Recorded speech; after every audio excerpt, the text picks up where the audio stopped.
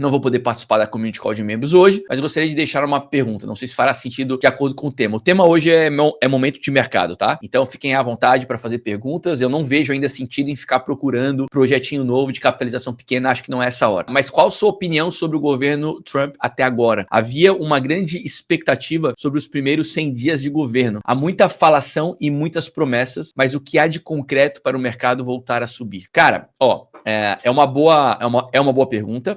Essas medidas mais austeras, menos populares, elas costumam ser tomadas em começos de governo, tá? Não tem nenhuma novidade aqui. Zero novidade até aqui. Deixa eu tirar aqui da tela isso. Quando um presidente é eleito, ele aproveita os primeiros dias de mandato para limpar a sujeira, para fazer tudo aquilo que ele pode fazer logo que ele é eleito, porque no final do mandato, talvez a popularidade dele já não seja a mesma do momento em que ele foi eleito. Ele vai estar se aproximando eventualmente de uma reeleição, ou no caso do Trump ele não vai poder se candidatar novamente, porque ele já está exercendo o segundo mandato, mas ele pode querer eleger alguém, o vice dele, ou um outro candidato que ele vai apoiar. Então, vale para os Estados Unidos, vale para outros lugares, via de regra, as medidas impopulares, elas não são tomadas no fim de um governo, elas são feitas no começo mesmo. Quando o cara acabou de ser eleito, a moral dele tá lá no alto, é nesse momento que ele vai tomar medidas impopulares. É nesse momento que ele vai, espera-se isso, né, que ele vai cumprir todas aquelas promessas que a base dele batia palma e que a oposição odiava. É no começo que ele vai fazer isso. Então, sendo muito franco contigo, assim, o Trump tomou posse dia 20 de janeiro, né? Hoje é dia 20 de março, fazem 2 meses, fazem 60 dias. Ele ainda tem um tempo para seguir com a postura que ele está imprimindo até aqui. Tá? Então, eu não acho que ele esteja fazendo algo assim sem precedentes. O cara assumiu a presidência dos Estados Unidos e ele tá sendo austero, ou então ele tá sendo duro, ou então ele... Porra, que coisa esquisita. Não é uma coisa esquisita. Não é uma coisa esquisita. É justamente assim que a política funciona. Logo que o cara é eleito, ele bota pra... Vocês sabem. Porque é o melhor momento para ele fazer isso, e é isso que ele tá fazendo. Ele tá fazendo ao léu sem planejamento? Eu acho que não. Já falei isso milhares de vezes. Eu acho que não.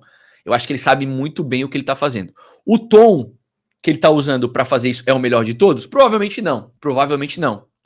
Mas para mim, a impressão que eu tenho é que pro Trump, os fins justificam os meios. É a sensação que eu tenho a partir da maneira como ele se porta, tá? Os fins justificam os meios. Se eu preciso renegociar a dívida americana, se eu preciso que as empresas possam renegociar suas dívidas numa taxa de juros melhor, eu vou fazer o que for necessário para isso acontecer. Só que qual que é o ponto aqui? Não tá funcionando. Ele tá gerando incerteza, né? Gera incerteza, afeta mercados de risco, supostamente afeta negativamente a economia. Isso poderia servir como uma alavanca para pressionar o presidente do Fed a baixar juros. Só que não é isso que está acontecendo. O presidente do Fed está falando assim, olha, essa política toda gera muita incerteza, enquanto eu não tiver mais clareza a respeito do que vem pela frente, eu não vou baixar juros. É isso que está acontecendo. Eu falei isso 2 semanas atrás. É uma queda de braço, é um cabo de guerra. É isso que está acontecendo entre o presidente do Fed e o presidente norte-americano. É isso que está acontecendo. O que acontece se o Trump perceber assim, não adianta eu fazer desse jeito aqui, porque esse cara não vai baixar juros. Ele realmente precisa ter sinal de inflação controlada, ele precisa ter mais clareza a respeito de como que as minhas políticas vão impactar na economia, e aí talvez ele dê esse passo. Só que o Trump, o Trump, sendo o cara como isso para ele é uma demonstração de fraqueza. Vocês entendem a sinuca de bico que a gente tá aqui? Que a gente tá aqui, eu digo, no sentido de nós como investidores de mercados de risco.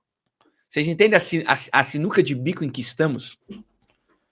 Se eu fosse apostar em alguém ceder primeiro, eu apostaria que o Powell cede primeiro.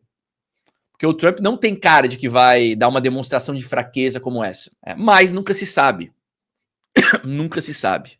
Então, a minha opinião sobre o Trump até agora, o Moacir, a minha opinião sobre o Trump até agora é de que ele está fazendo as coisas de maneira planejada, premeditada. Não é à toa, não é assim, a bravata, ele acordou de mau humor, dormiu de calça jeans e aí o cara acordou puto da vida.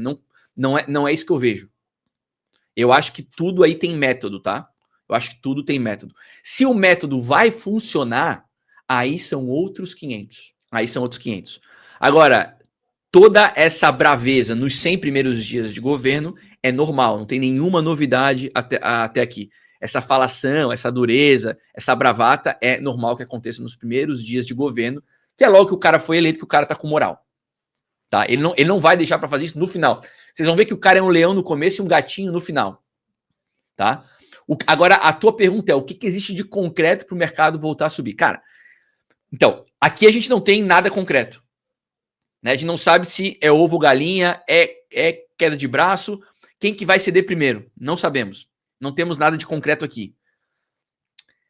O que nós temos de concreto é o aumento da base monetária, o aumento do M2. Isso é algo concreto. Existe também uma expectativa de quantitative tightening, de a gente ter, então, incentivos também por outros meios, para incentivos financeiros de liquidez para mercado de risco. Mas eu diria que a expansão do M2, da base monetária, é o que nós temos de mais concreto para impulsionar mercados. A respeito da economia norte-americana também a gente tem dados completamente atravessados. Assim. A gente tem, por exemplo, expectativa de inflação para o próximo ano crescendo, expectativa de inflação para os próximos 5 anos crescendo.